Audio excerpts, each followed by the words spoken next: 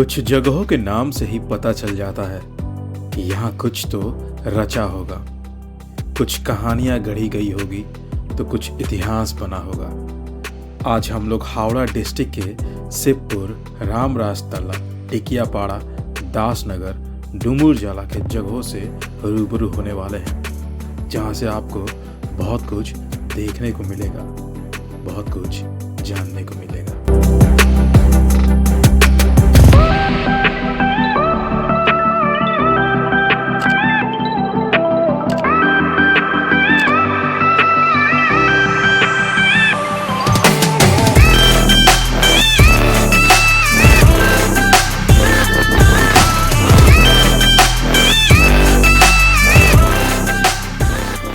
नमस्कार, हेलो बंधुओं, स्वागत है आप सबका घर बैठे पूरा वेस्ट बंगाल देखो सीरीज़ के फिर से एक नए एपिसोड में।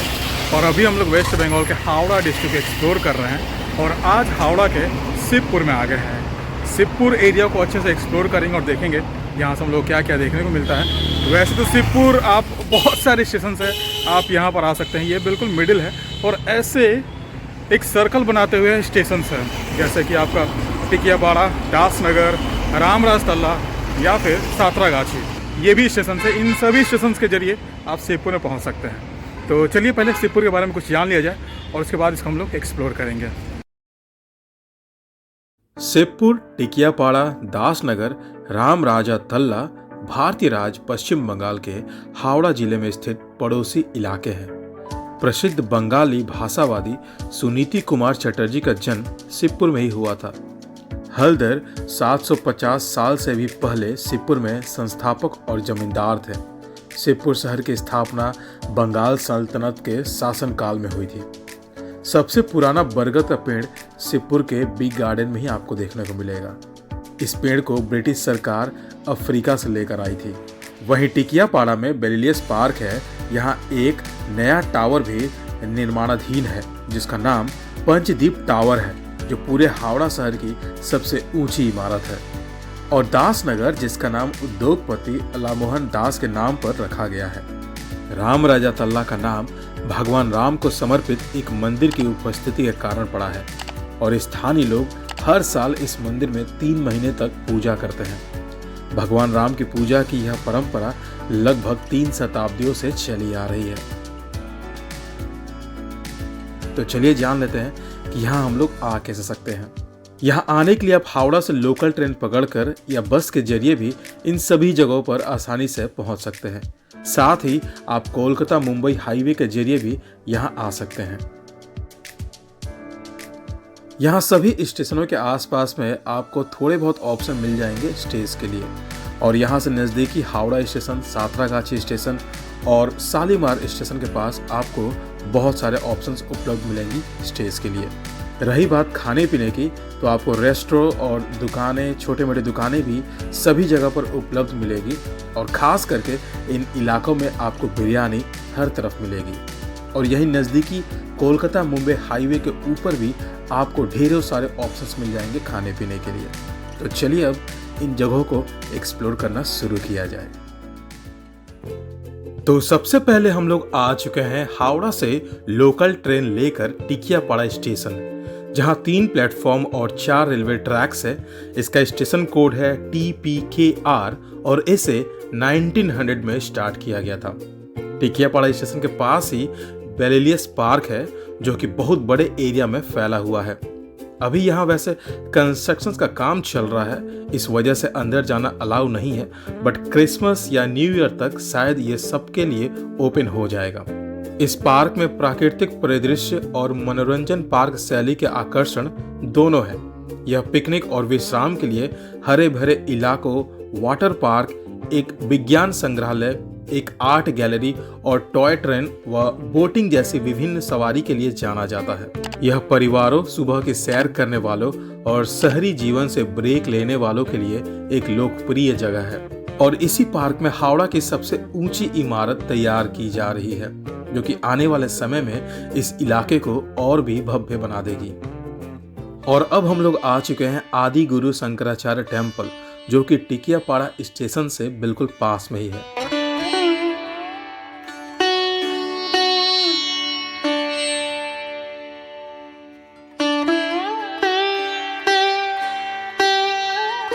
ये 8वीं शताब्दी के दार्शनिक और धर्मशास्त्री आदि गुरु शंकराचार्य को समर्पित एक अपेक्षाकृत हिंदू मंदिर है। इसकी स्थापना ज्योतिष एवं ज्योतिषी कल्याण संघ द्वारा की गई थी और यह उनके अद्वैत वेदांत दर्शन पर केंद्रित एक आध्यात्मिक केंद्र के रूप में कार्य करता है। मंदिर परिसर में अन्य देवता और एक वृंदावन उद्यान भी शामिल है और यह अपने सक्रिय पुजारियों द्वारा संचालित पूजा और धार्मिक उत्सव के लिए जाना जाता है। यहाँ पर आपको आकर बहुत ही अच्छा लगेगा।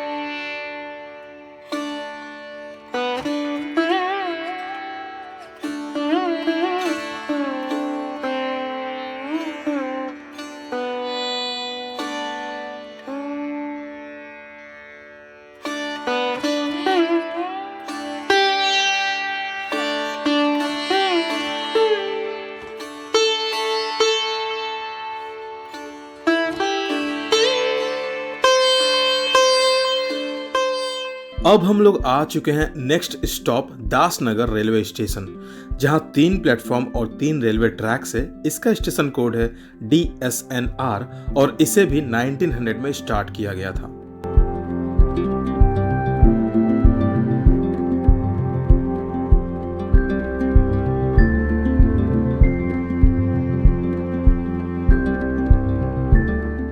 तो अभी हम लोग आ गए हैं आनंदमयी आश्रम। ये इच्छापुर डुमोर जौला में है।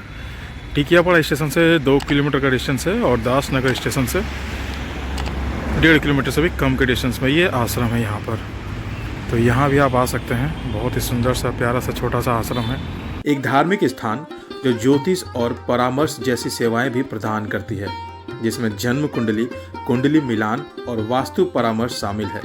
यह एक लोकप्रिय धार्मिक स्थल है जहां एक हिंदू मंदिर और विभिन्न देवी देवताएं स्थित है, जो एक शांतिपूर्ण वातावरण प्रदान करता है।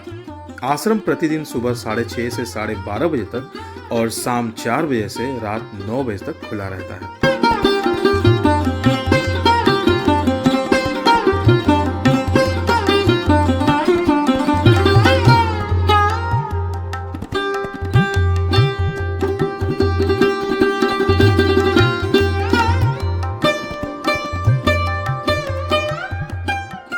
अब हम लोग आ चुके हैं नेक्स्ट स्टॉप राम राजा तल्ला स्टेशन। यहाँ पर 4 प्लेटफॉर्म और 4 रेलवे ट्रैक्स है। इसका स्टेशन कोड है RMJ और इसे 1900 में स्टार्ट किया गया था। और यहाँ स्टेशन के पास में स्कूल के बच्चे कैंसर अवेयरनेस रैली कर रहे हैं, जो कि देखने में बहुत ही सुंदर लग रहा है। ये छोटे छोटे बच्चे हमारे समाज में कैसे कैंसर के प्रति अवेयरनेस फैला रहे हैं। रामराज ताला स्टेशन उतरेंगे तो स्टेशन से उतरकर बस 2 से 3 मिनट के वॉकिंग डिस्टेंस पर ये शंकर मठ है। देखने में तो बहुत सुंदर लग रहा है।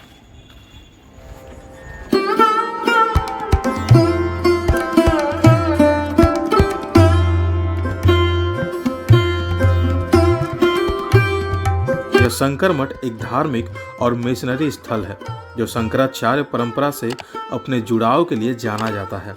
इसमें एक मंदिर, बेघर छात्रों के लिए एक आवासीय आश्रम, एक गुरुकुल शैली का स्कूल और एक बड़ा खुला मैदान या खेल का मैदान भी है। यह वार्षिक हावड़ा उत्सव जैसे आयोजन का स्थल भी है। यह मठ सुबह 6 से 12 बजे तक और शाम 4 से 9 बजे तक खुला रहता है।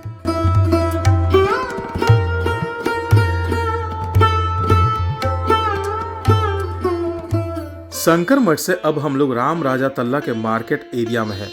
ये बहुत बड़ा मार्केट है। जैसे जैसे शाम हो रही है, धीरे धीरे दुकानें भी खुल रही हैं और यहीं पर है राम राजा तल्ला का राम मंदिर।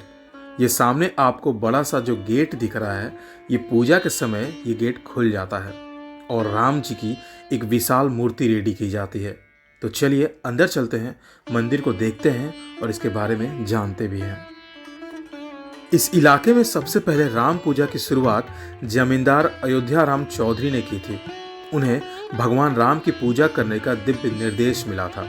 इसके बाद उन्होंने भगवान राम की एक विशाल 12वारी पूजा शुरू की। समय के साथ उस पूजा को व्यापक लोकप्रियता मिली और इसी के नाम पर इस इलाके का नाम राम राजा तल्ला पड़ा।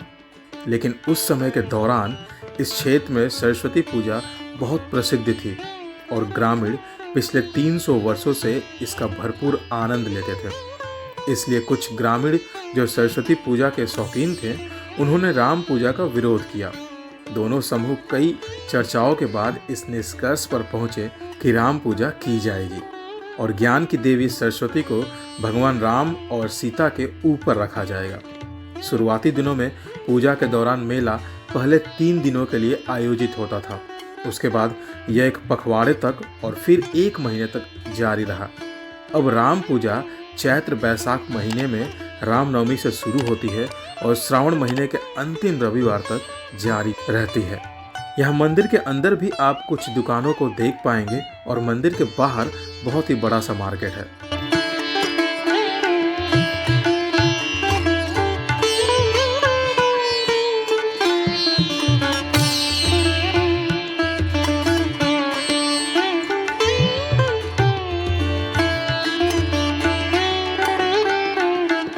अब हम लोग आ चुके हैं षष्ठी नारायण इको पार्क, जो कि डूमर जाला में है।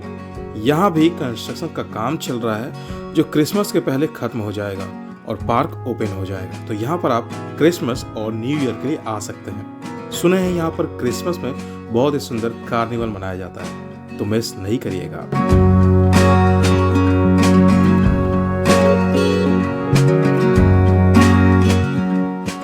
और हम लोग अभी शिवपुर में हैं और ये है हावड़ा इंडोर स्टेडियम। इसका नाम है सबूज साथी क्रीरंगन, ऐसा ही कुछ नाम है। ये बहुत ही बड़ा सा स्टेडियम है और यहाँ पर बहुत सारे पोस्टर्स लगे हुए हैं क्या क्या इस इंडोर स्टेडियम में होता है। जो आपको हावड़ा इंडोर स्टेडियम दिखा है उसके बगल में है डूमर जोला स्पोर्ट्स कॉम्प्लेक्स, जिसको डूमर जोला आउटडोर स्टेडियम भी बोला जाता है। और यहाँ पर ये सारी चीज़ें हैं, यहाँ पर लोग इसको यूज़ में लाते हैं। जैसे यहाँ पर एक हेलीपैड भी है और यह है गेट नंबर 1। तो चलिए अंदर से थोड़ा सा आपको ये आउटडोर स्टेडियम दिखाते हैं। गेट से इन करते ही सबसे पहले हम लोग को हॉकी फील्ड देखने को मिलता है। तो ये है हॉकी ग्राउंड, पहली बार हॉकी ग्राउंड देख रहे हैं हम। एकदम ब्लू कलर का कारपेट्स यहाँ पर बिछा हुआ है और ये गोल पोस्ट है।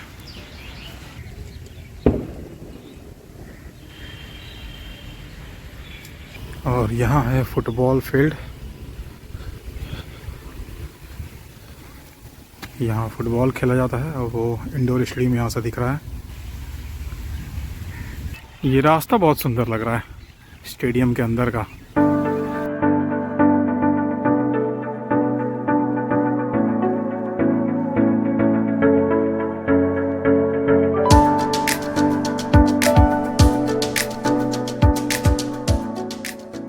ओह माय गुडनेस, ये है क्रिकेट फील्ड।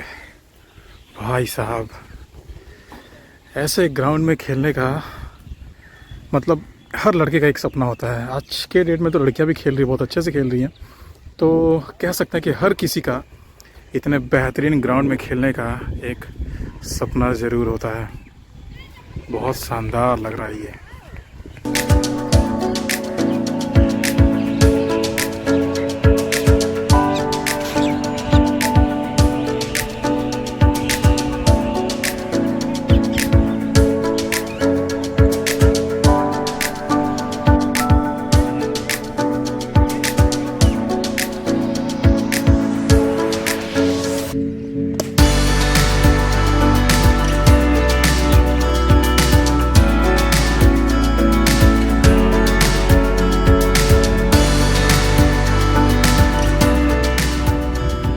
अब हम लोग आ गए हैं इस क्षेत्र के एक पुराने इतिहास के पास। ये है जानबाड़ी। हावड़ा का जानबाड़ी यह एक प्राचीन परिवार को संदर्भित करता है, जो ज्योतिष और तांत्रिक प्रथाओं की अपनी परंपरा के लिए जाना जाता है। विशेष रूप से जानबाड़ी मंदिर से जुड़ा हुआ है। यह क्षेत्र धार्मिक और आध्यात्मिक महत्व का स्थल है, जहाँ एक काली मंदिर और तांत्रिक अनुष्ठानों के लिए प्रयुक्त एक कक्ष है। हालांकि पारिवारिक विभाजन के कारण यहाँ कोई एकल सर्वमान्य मूल जानबाड़ी नहीं है, फिर भी परिवार की ऐतिहासिक वंशावली इसकी प्रसिद्धि का मूल कारण है, जिसकी विरासत 500 वर्षों से भी अधिक पुरानी है। ईश्वर चंद्र विद्यासागर और शारदा देवी जैसी प्रमुख हस्तियां इस घर का दौरा कर चुकी हैं, जिससे इसका ऐतिहासिक और आध्यात्मिक महत्व और बढ़ जाता है।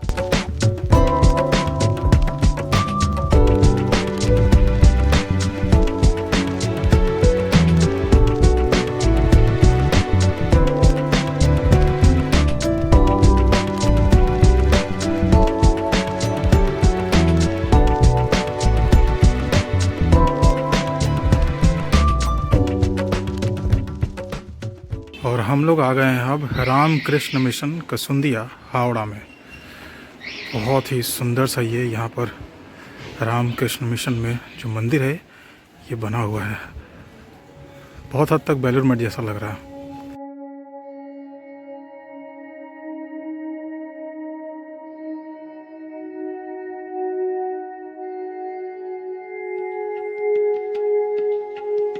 रामकृष्ण मिशन कसुंडिया रामकृष्ण मिशन का एक शाखा केंद्र है जो कल्याण, चिकित्सा और शैक्षिक सेवाओं सहित आध्यात्मिक और मानवीय गतिविधियों पर ध्यान केंद्रित करता है। पूर्व में रामकृष्ण विवेकानंद आश्रम के नाम से जाने जाने वाला यह आश्रम 2019 में आधिकारिक तौर पर एक शाखा केंद्र के रूप में अपनाया गया और अपने पूर्ववर्ती आश्रम द्वारा स्थापित सेवा की विरासत को आगे बढ़ाता है। इसकी गतिविधियों में गरीबों को प्रतिदिन भोजन करवाना, धर्मार्थ औषधालय, शैक्षिक सहायता और धार्मिक कार्यक्रम शामिल है। इस मंदिर की बनावट को देखकर आपको हूबहू ऐसा लगेगा कि आप बेलूर मठ में हैं। इस मंदिर को वैसा ही बाहर से बनाया गया है और यहाँ पर बहुत ही शांत वातावरण है, तो यहाँ भी आकर आप प्रार्थना कर सकते हैं।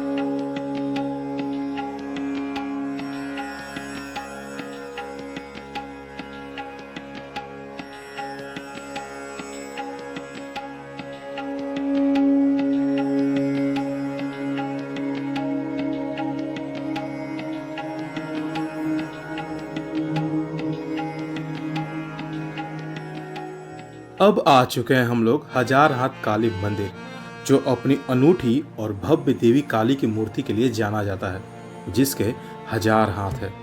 इसका निर्माण 19वीं सदी में तंत्र साधक आशुतोष मुखर्जी ने कराया था, जिन्होंने देवी के रूप का सपना देखा था और यह अपनी मान्यताओं के लिए प्रसिद्ध है। मंदिर की मुख्य मूर्ति को सहस्त्र भुजा कहा जाता है, जिसका अर्थ है 1000 भुजाओं वाली।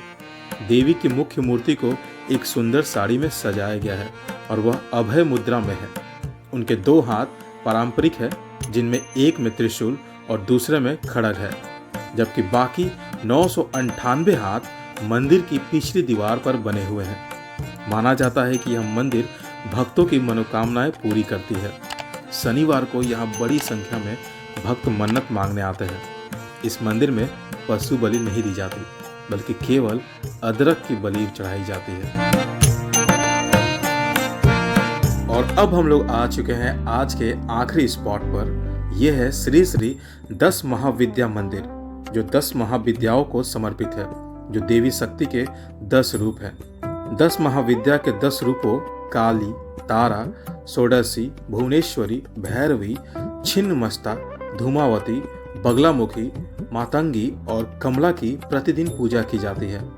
शिव और सती की छवियां भी मौजूद है। इस मंदिर की स्थापना शिवपुर बिजोई संघ द्वारा 1964 में की गई थी, जो एक काली पूजा स्थल से विकसित हुआ था।